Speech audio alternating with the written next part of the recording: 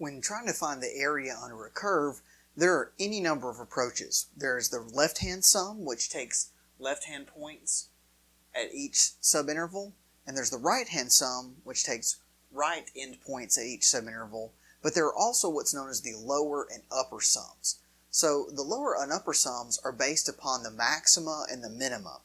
Now, we haven't discussed this, but the integrals that we're speaking of, or the sums we're speaking of, are only really defined on continuous functions.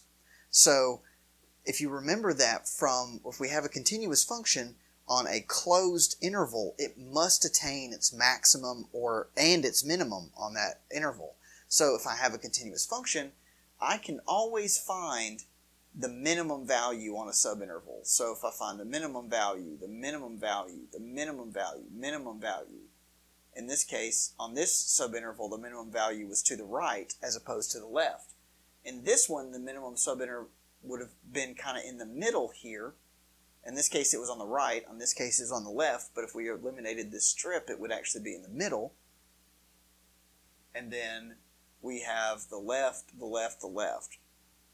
And what that does is that creates a series of what are known as inscribed rectangles. So these rectangles will always be inside the curve. The benefit of this is that lower sums are always guaranteed to underestimate the value of the integral. So on each subinterval, you just pick a width. In this case, we pick a standard width. We'll call it delta x.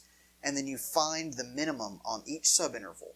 By doing that, you then calculate the function value at that minimum.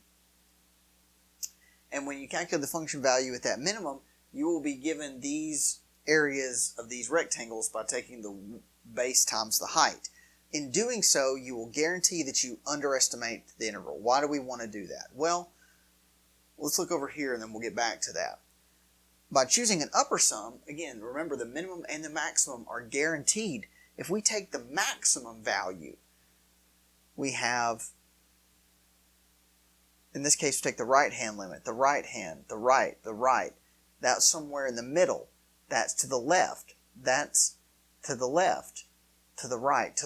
So we're picking where that point is based on what maximizes the function. We take the maximum value in the interval. That always guarantees to overestimate. These are what are known as circumscribed.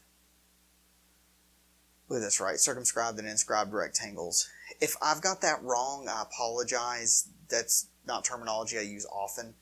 But the idea here is that you're always overestimating the area of the curve. Again, why do we want to do this? Well, if I have an underestimate and I have an overestimate, what I have is now a bound. I know that my integral, or my area under that curve, has to be between the lower bound and the upper bound.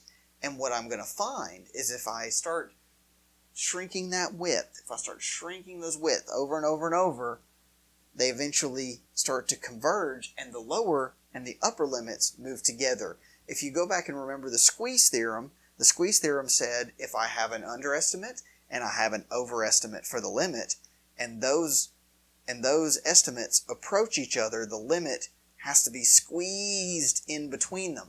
So the squeeze theorem is a way to guarantee, if you write things in terms of the lower and upper sums, you can show with their limits that they approach each other, and you're guaranteed, you've proven your result that the area under the curve is this exact amount.